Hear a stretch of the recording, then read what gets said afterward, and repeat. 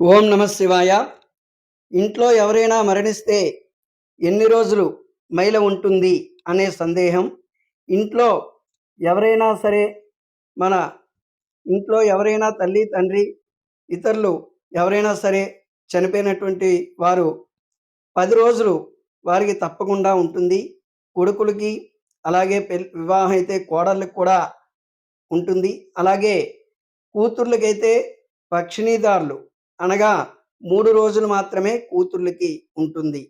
అలాగే చనిపోయినటువంటి వ్యక్తికి మొత్తం ఈ 10 రోజులు అయిపోయిన తర్వాత కొడుకులకి, కోడలికి మాత్రం 11 రాత్రులు ఉంటుంది.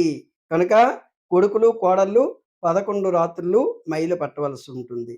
అలాగే మిగతా వారు ఆ ఇంటి పేరు గల వ్యక్తులందరూ కూడా 10 రాత్రులు మాత్రమే మైల పట్టవలసి ఉంటుంది. కుమార్తెలైతే 3 రోజులు పక్షిణీదారులుగా మైల పట్టవలసి ఉంటుంది. ఓం నమ శివాయ.